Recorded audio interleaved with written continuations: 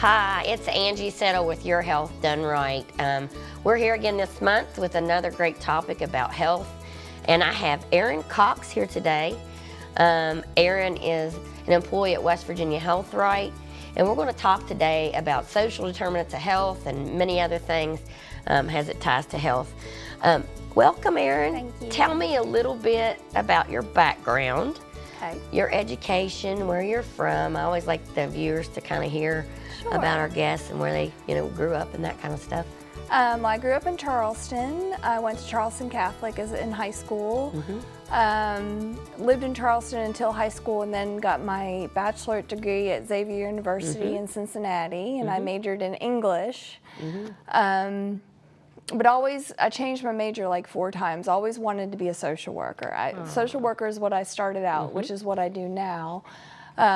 So I did a year of AmeriCorps in Chicago, where I was a caseworker for inner city kids in Chicago. And I did that for 2 years. Then I moved to Honduras. Wow. And I lived on a farm in Honduras and was a social worker for orphans in an orphanage in Honduras. Did that for a year and a half. Lived in Central America for a while, and saw an aspect of poverty that was very different from the kind of poverty that I saw in the United States. It was very, very different, but very real in both aspects. So I moved back to the States and got my first master's degree at Loyola University in Chicago, and my degree was in social justice. So a lot of theory, a lot of studies on what impacts poverty, where's poverty come from, and how to eradicate poverty by working within the system to change policies. So I did that I worked for a human rights organization in Chicago for 5 years. And then my husband at the time and I moved to Portland, and I decided I finally wanted to go and get my social work degree. So I got my social work degree at the University of New England in Portland, Maine. Ended up moved back to Charleston some years later for different reasons. Moved back home, finished it online, and then got the job at Health Right where I am today. So, yeah, wonderful. Well, that's some stuff I didn't even know. I didn't even live in Honduras. Yeah. Absolutely. Well, that's great. So part of what you do at Health Right, of course, is social work, and then you do other things as well. But tell us a little bit about Covenant House, which that's one of the smaller locations that we have. Right. We have 3 stationary locations. We have the one on the East End, we have the one on the West Side, and then the Covenant House location. That opened, I think, in the fall of 2019. I keep remembering it was like right before COVID and everything. So tell me a little bit about Covenant House first, and then about the clinic there and what you do there. Sure. Well, Covenant House is a nonprofit that does a lot of work.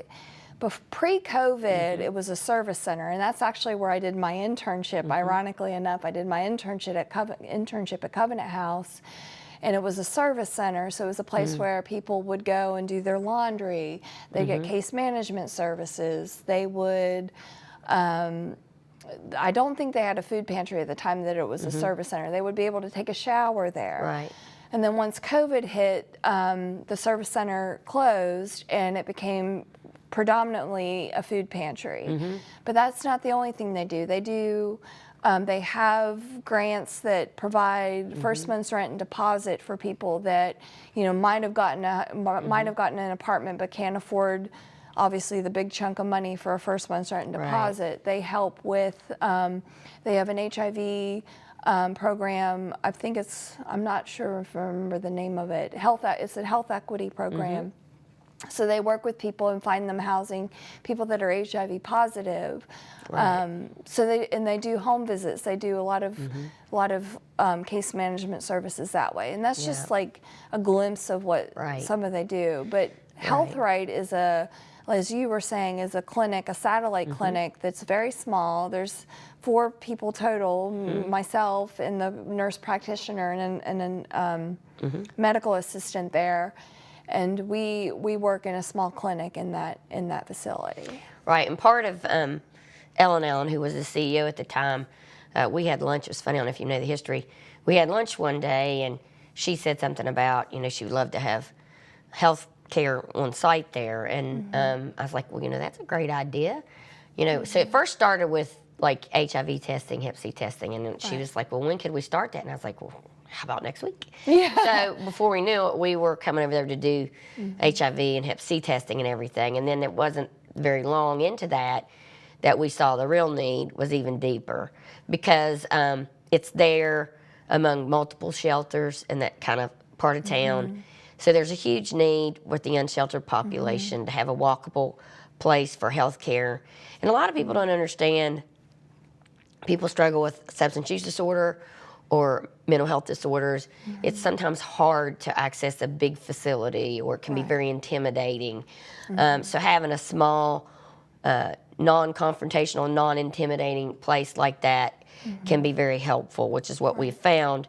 It's basically 3 rooms, 3 offices turned into a clinic, 2 exam rooms, and then a small space. And what I've found, and you can probably echo this, is for people that's a trustable space. They trust Covenant House. They know that they can go there for services.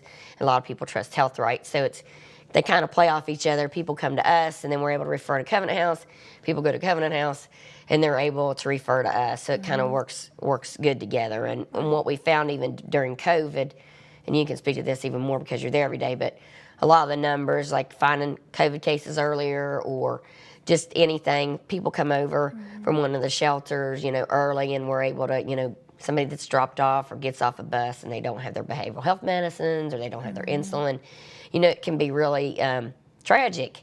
So this is a good way, the shelters are familiar that we're there, and that they can send those people to us and we can get them on medications early. Plus, we do a lot of preventative care, like, doing vaccines and checking for anything contagious before somebody goes into the shelter. And, of course, they need to be at risk for spreading it to other people. Right. So that's one of the roles, one of the many roles there. And, of course, we have Brother Jim. Everybody lovingly call him Brother Jim, the nurse practitioner there that's been at Health Right off and on for years. He's been a missionary to India and different places. So I always tell him this is like his little mission field here in West Virginia there. So tell me so a little. Good with patients. Yeah, he's so good.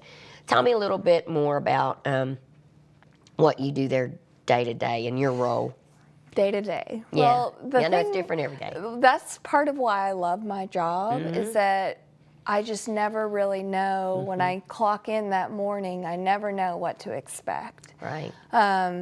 And, at first it was a little overwhelming. Like but the more I got to form relationships with my patients, the more I realized, hey, we're all human here. Yeah. That I think the most pivotal message that I'm going to say now that I didn't want to forget is that any one of us could be homeless one day. Any one of us could be homeless one day.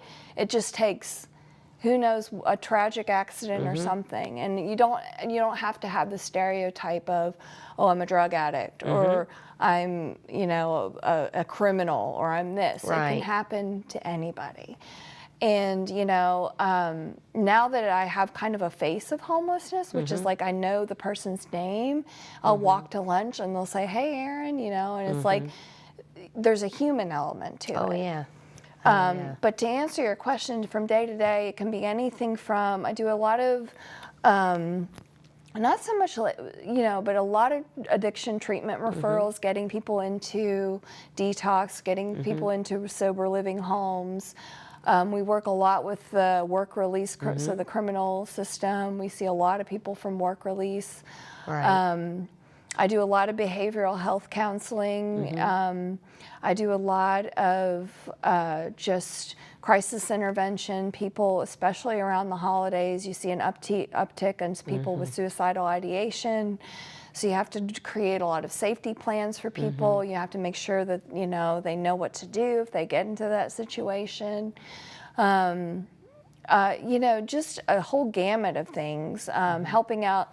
I personally like to help out in the clinic a lot because my goal is to almost talk to every single person that comes through that door. And that is really what I want you to do. That's perfect because sometimes people are able to put up a brave face or they don't show everything that's going on, and I think it's important. Even if they don't need you that day, they may need you in the next visit. So you develop that relationship so that they trust you. Once they Yeah. trust you, they're more likely to share what's really going on. Or, like I said, if they need you in the future, they'll come and ask for your help. Yeah. And a lot of times people don't understand how important it is to be, receptive and show that empathy Yeah. in those visits. And I think we see that because a lot of times the patients that are coming there, we know that they're, going through a lot of tragedies and things that happen that people out there, the viewers, can't even imagine. Yeah. It's hard to imagine some of the things that our patients have went through that brought them where they are today, whether it be that they're unsheltered or, all these things, traumas, childhood traumas, all of these things that they've dealt with that we couldn't even imagine. And to think that they're still standing, in one piece, and they're still putting one foot in front of the other is, it's pretty amazing. Yeah. To think of the resiliency of people. That kind of brings me to one of the aspects that we were going to talk a little bit about today, kind of the buzzwords in healthcare, social determinants of health. And when you're talking about social determinants of health, we're looking at all the things that impact health rather than just physical health, whether it be behavioral health, education, housing, food insecurity, safety as far as domestic violence, and all of those things. How do you see those things coming into play with the people that you see at the clinic and how it impacts their overall health? Well, it's the way I see it is just it's a whole that's the whole picture, and the only way I know how to describe it is to just give an example. Like if someone comes to me looking for housing, okay, they may not have any income, which is a lot of the cases. But in order to apply for Charleston Canal Public Housing, they need an ID. They need a birth certificate. And they need a social security card. And many of those times they don't have those things. So it's they may be illiterate. They may not know how to read or write to do forms. So there's a lot of, I don't know if this is answering your question, but it's just like there's a lot of factors that go into something that can be seen as the outside as simple as just apply for housing. It's not that easy. And the biggest obstacles I find is like you'll get one piece and then you won't get the other, and then it's like some people get so frustrated with waiting, with the process, that it's, if I need a driver's license, I just drive my car to the DMV. I know to be there on time because I'm used to an education or I don't want to even say values because it has nothing to do with values, but I'm used to if I have an appointment, I make it at this time and I go. And I get a driver's license. Well, what if that person doesn't have transportation to the DMV?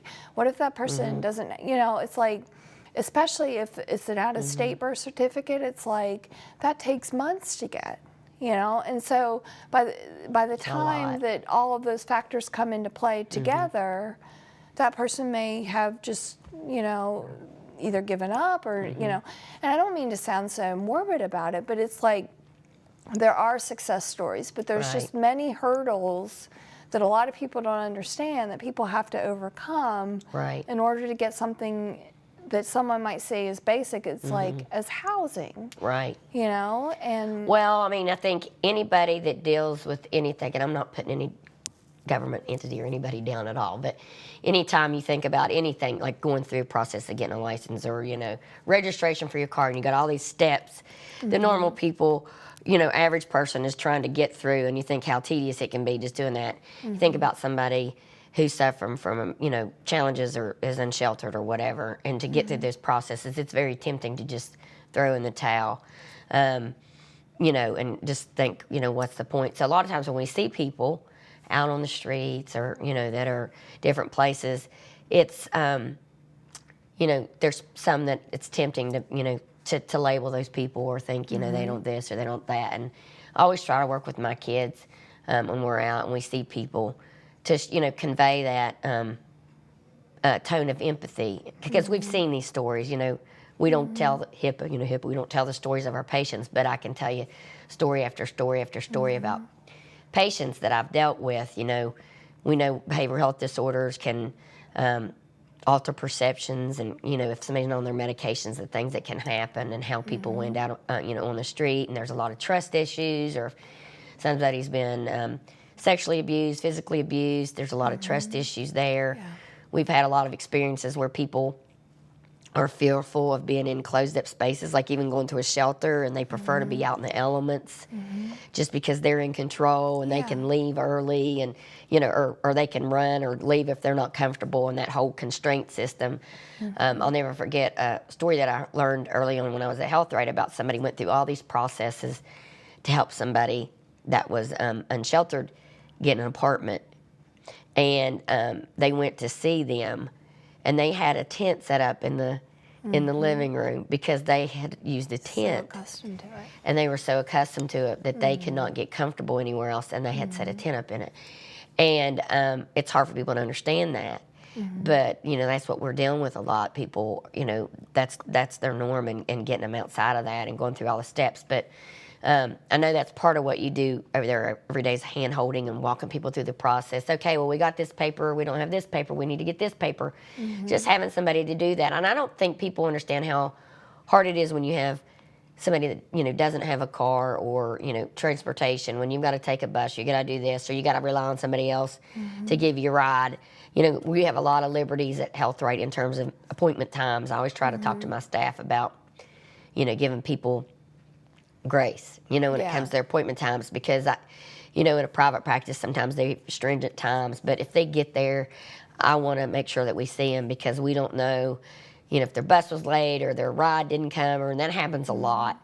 So we try to do walk-ins and stuff like that, so I can really, relate and seeing that in my own experience at Health Right, and seeing patients. But talk to me a little bit. We've talked about this in other episodes, but we do a lot of recovery work. So tell me a little bit about your role with assisting people in recovery, and how that works, and what you see there. I always like to try to tell viewers, too, because it's a big issue. In today's society, we see a lot of people that struggle with substance use disorder, and I think it's so important to relay to people that empathy, and that they can always, get that feeling of it's, it could be anybody's brother, sister, mother, whatever. There's different reasons that people come to that. Right.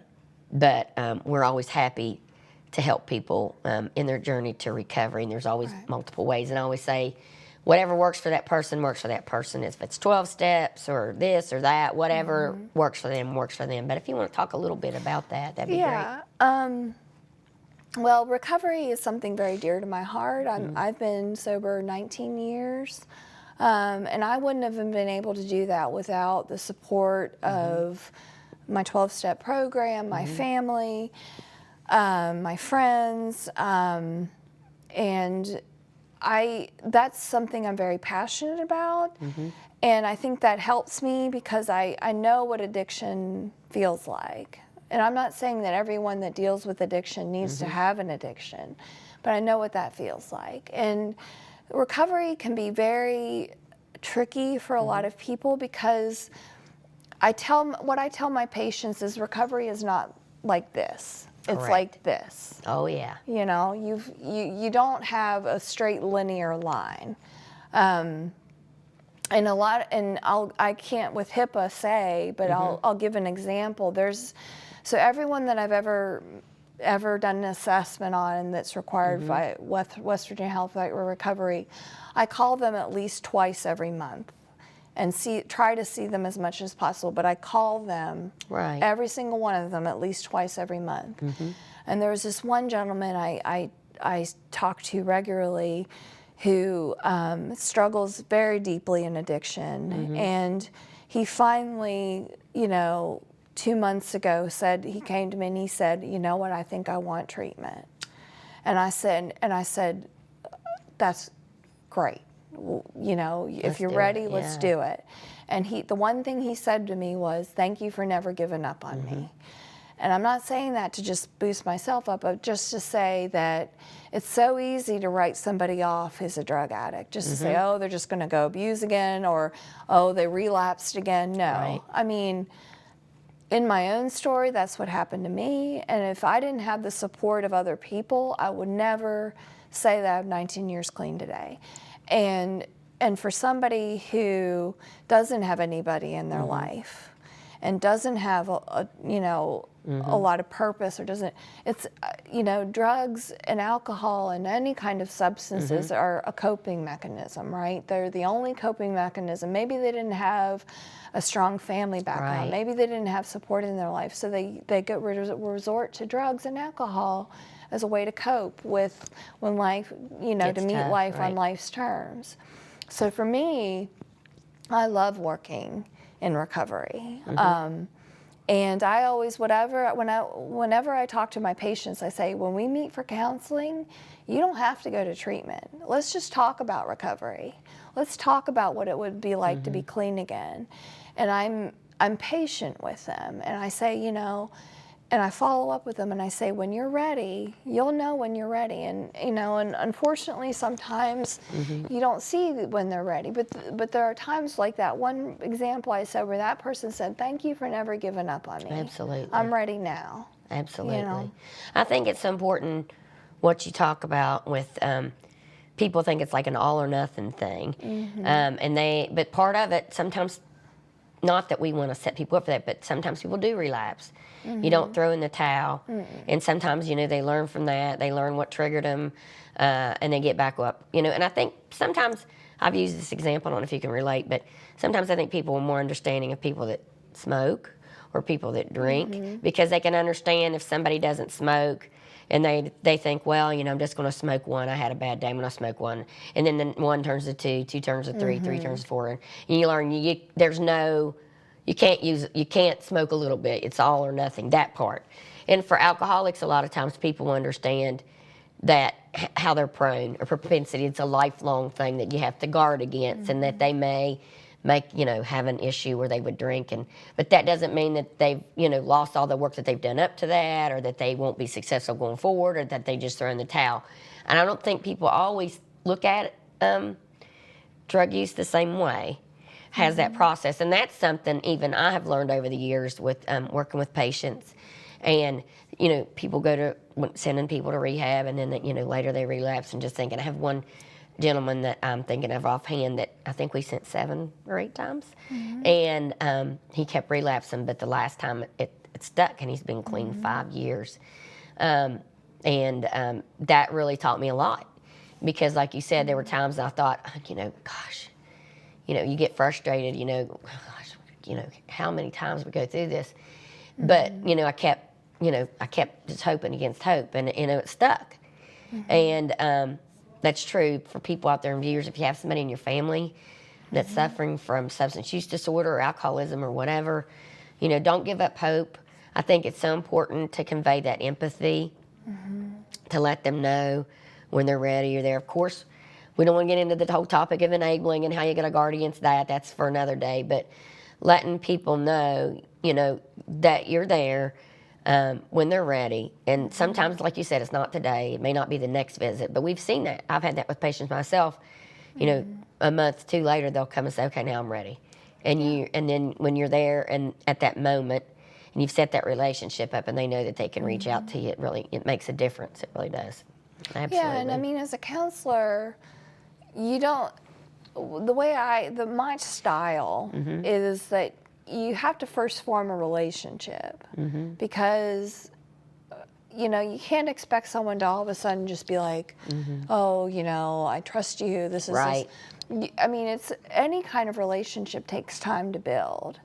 And especially in recovery, that person has to, I don't want to say necessarily trust me, but have enough trust that I'm not going to go anywhere, right, that I'm going to be there when they are ready. Yeah. Absolutely. Yeah. So looking again at just talking again about some social determinants of health and housing and food insecurities, tell, without giving any personal details, some of the things that you've seen firsthand that lead people to need the services of Covenant House, to be unhoused, that kind of thing, that maybe aren't typical to our viewers. Can you think of any stories,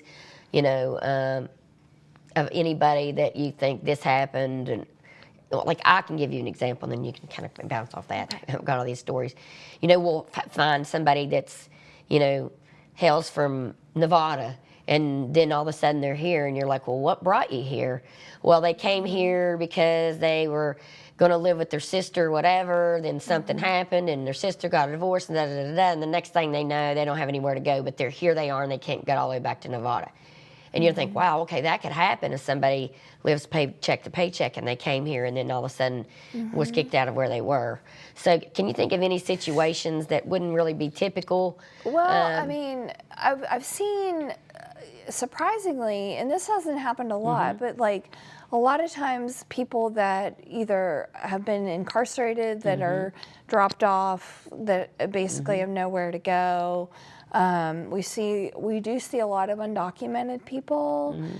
We had a guy who didn't speak any English and was like from a time, and I spoke to him, like, luckily I speak Spanish, and I spoke to him in Spanish, and he's from like this tiny town, like 7 hours from Mexico City. Wow. Who was in the shelter, who I don't even know, I couldn't even quite understand how he got here. I guess he was here on a visa or something, and that visa expired.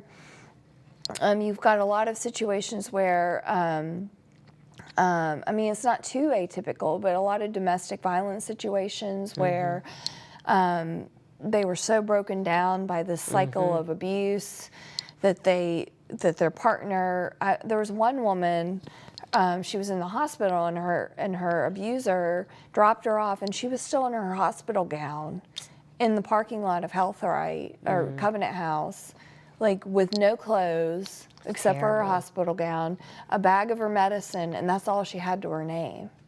And it's like, you know, it's so, like you were saying, you know, people that typically a lot of times come to me are at the lowest of their low.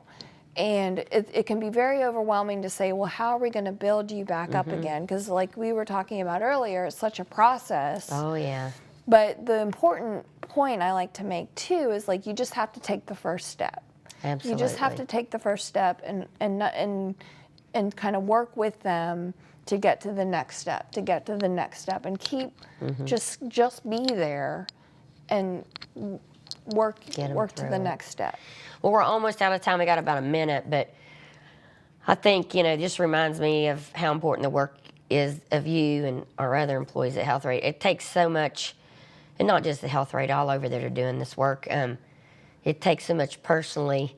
It takes a lot of energy. I know I go home sometimes exhausted by the things that we hear during the day. And when I say exhausted, like, you know, mentally, it's a lot because you give and give and give and give. And you can't just hand that off at the end of the day. It goes home with you. These stories, I always tell people, I feel like I walk around with a big tray of all these little stories over the years of all the people that I've met and all the needs, you know, that we've come across. But I'm so glad you came on today. I appreciate, I love hearing the stories of you and my other staff and different things that we do here in the community. I think it's important work. It's often overlooked, but it's so important. And I think it's so important that our viewers understand too, like you said, you know, just taking that first step and letting people know that you're there for them and building that trust is so important. We want you all to have a great day. Thank you.